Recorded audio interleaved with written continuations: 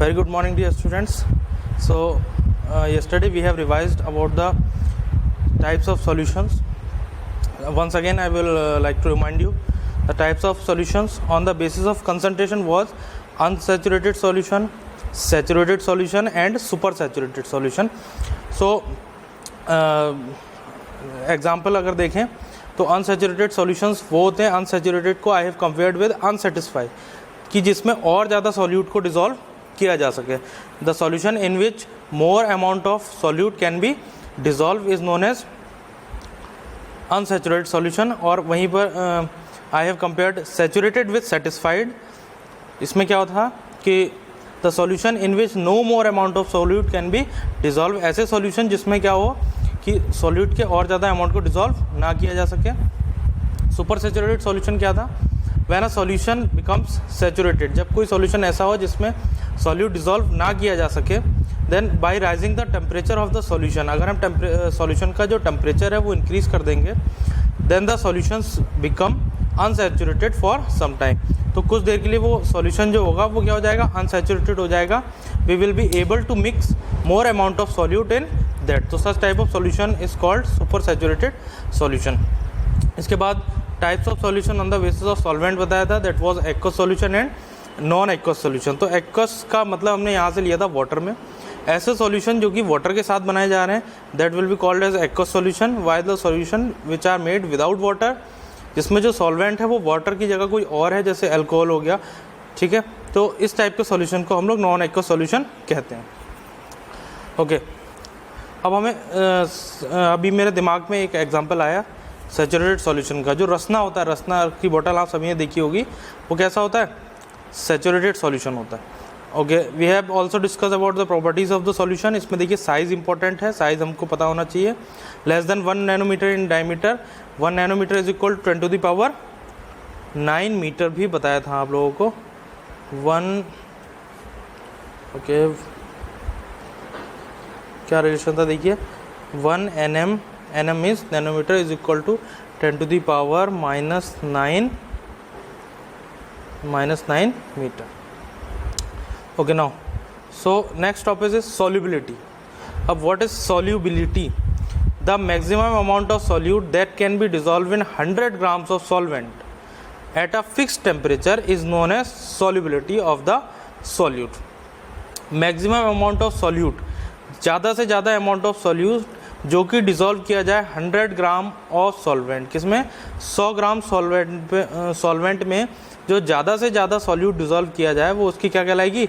Solubility. अब देखिए यहाँ पर टेम्परेचर की बात करी गई है, एट अ फिक्स टेम्परेचर बोला गया है. ये पॉइंट हमको ध्यान में रखना है, एट अ फिक्स टेम्परेचर. तो ऐसा क्यों बोला है?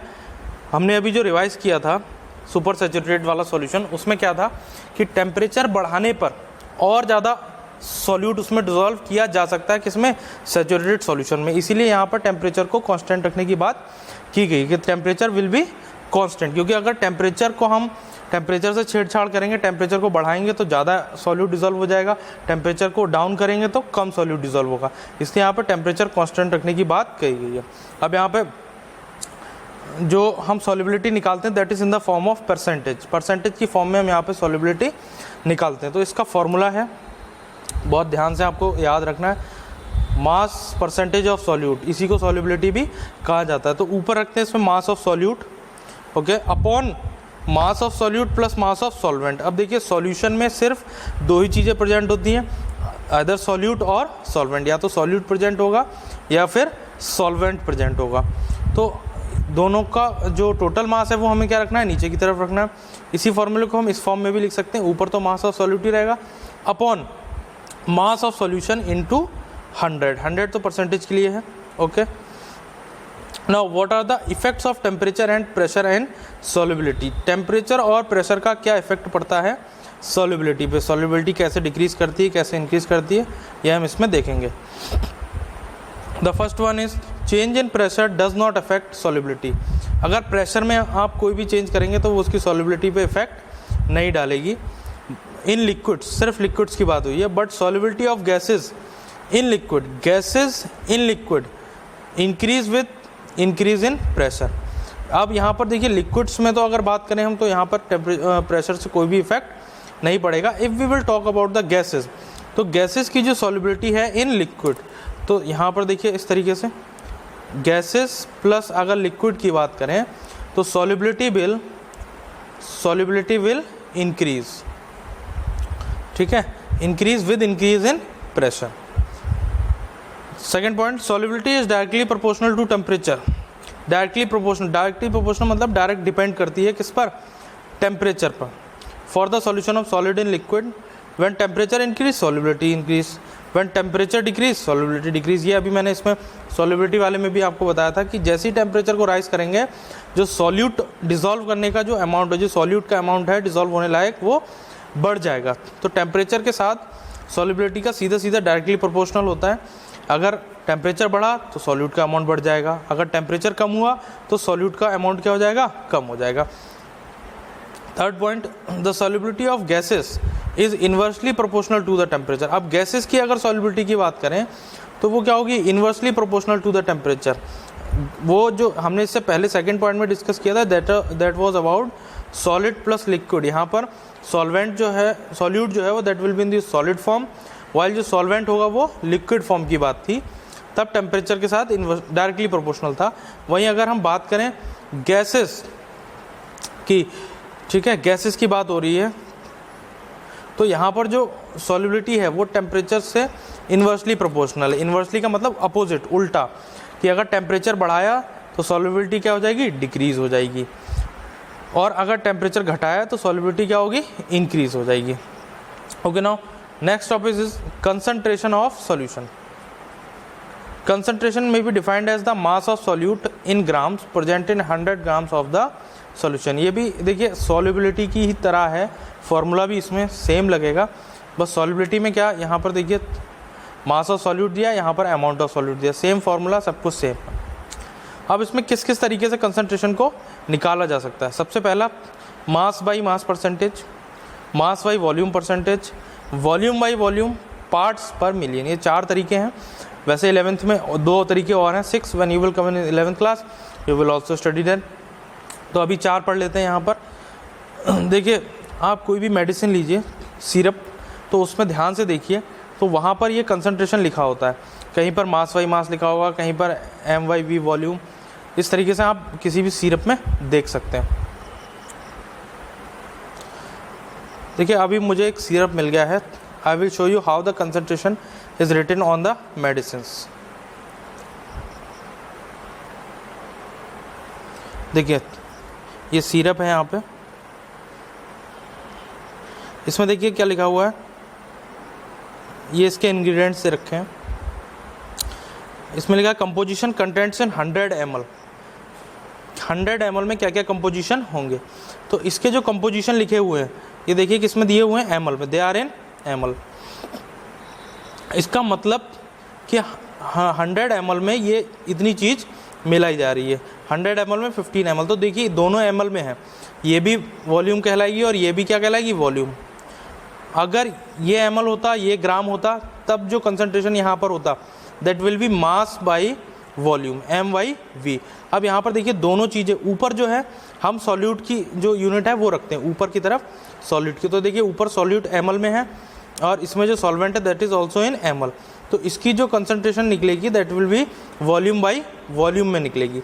और इसमें दिया हुआ भी है देखिए कंटेंस 28% अल्कोहल बाई वॉल्यूम। इसका मतलब दोनों किसकी बात हो रही है, वॉल्यूम में। तो इस तरीके से हर सिरप में एक कंपोजिशन दिया हुआ होता है और कंसंट्रेशन इस तरीके से इसमें डिनोट की गई होती है। Okay, so okay let's continue our topic. तो इसमें सिर्फ फॉर्मूले का चेंज है, बाकी डेफिनेशन देखिए सेम है, डेफिनेशन सब में सेम रहेगी। बस यहाँ पर क्या हो जाएगा, देखिए डेफिनेशंस में मैं आपको इसमें डिफरेंस बताता हूँ। पहला मास बाई मास परसेंटेज है, तो इसमें लिखा हुआ इन this method the concentration is expressed in terms of the amount of solute in grams dissolve in 100 gram of solution. यहाँ पर देखिए सॉल्यूशन की बात हो रही है, तो देखिए सॉल्यूट इसमें क्या दे रखा है, इन ग्राम्स में दे रखा है, और डिजॉल्व इन 100 ग्राम, इसमें दोनों चीज़ें कैसी दे रखी हैं, ग्राम में। तो फॉर्मूला देखिए सेम रहेगा। अगर मास बाई मास परसेंटेज निकालना है तो ऊपर रखेंगे मास of solute upon mass of solution. अगर मास बाई वॉल्यूम निकालना है तो यहाँ पर देखिए कितना चेंज हो जाएगा, सॉल्यूट जो है that you will take in grams, while जो नीचे का सॉल्यूशन का है वो आप किस में लोगे 100 ml में। तो यहाँ पर जो फॉर्मूले में चेंज आएगा दैट विल बी, ऊपर आएगा मास ऑफ सॉल्यूट और नीचे आएगा वॉल्यूम ऑफ सॉल्यूशन। अगर यहीं पर हम बात करें वॉल्यूम बाई वॉल्यूम परसेंटेज की, तो देखिए इसमें क्या होगा, इसमें ऊपर भी वॉल्यूम ऑफ सॉल्यूट आएगा और नीचे भी वॉल्यूम ऑफ सॉल्यूशन आएगा। According to the concentration, according to the type of concentration you will change the unit, all other things will be as it is. Formula same रहेगा, into 100 सब में रहेगा, बस हमें किसके हिसाब से चलना है। अगर वॉल्यूम बाई वॉल्यूम का, तो आपको पता है वॉल्यूम दोनों की ml में होती है, तो दोनों चीज़ों को आप ml में रखिए। आप ml में रखिए, लीटर में रखिए, किसी में भी रखिए, मगर दोनों की यूनिट कैसी रखिए, सेम रखिए। ये नहीं कि आपने एक ml में रख दिया और नीचे वाला जो है वो लीटर में रख दिया, या इधर दोनों लीटर में रखिए या फिर दोनों ml में रखिए। Okay, now next is parts पर मिलियन। अब ये थोड़ा सा चेंज हो जाता है यहाँ पर। क्या है, in this method the concentration is express in terms of parts of a solute per million, okay, of the solution. तो इसका फॉर्मूला थोड़ा सा चेंज है, that is mass of solute in grams upon mass of solution. और यहाँ पर बस उसमें क्या हो रहा था, देखिए उसमें जो परसेंटेज हम डायरेक्ट निकाल रहे थे इंटू 100 कर रहे थे, इसमें बस 10⁻6 से हमें क्या करना है, मल्टीप्लाई करना है। बाकी सारी चीज़ें इसमें भी सेम है।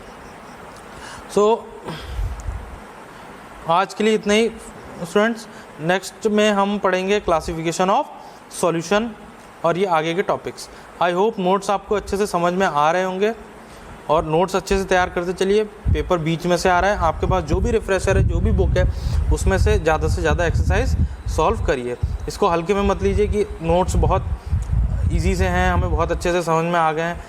तो इसमें देखिए क्या है, इसमें साइंस है, यहाँ पर कॉन्सेप्शनल क्वेश्चन भी आएंगे। मैं आपको कितना भी पढ़ा दूँ इसमें, मगर कॉन्सेप्शनल क्वेश्चन जो होते हैं वो आपकी अंडरस्टैंडिंग पे बेस्ड होते हैं, जिनके आंसर आपकी नॉलेज पे डिपेंड करते हैं और आपको वो वहीं सेलेक्ट करने पड़ते हैं। आप यहाँ पर रटना बिल्कुल भूल जाइए, फॉर्मूले वगैरह थोड़े बहुत याद, ठीक है, रिमाइंड रखने होते हैं, याद भी नहीं करते।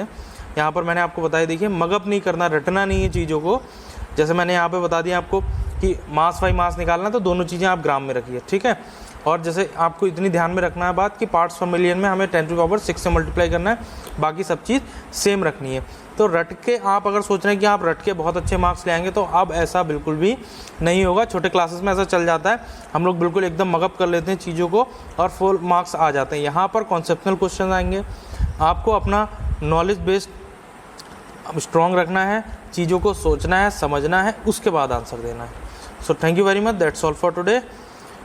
Have a good day. Thank you once again.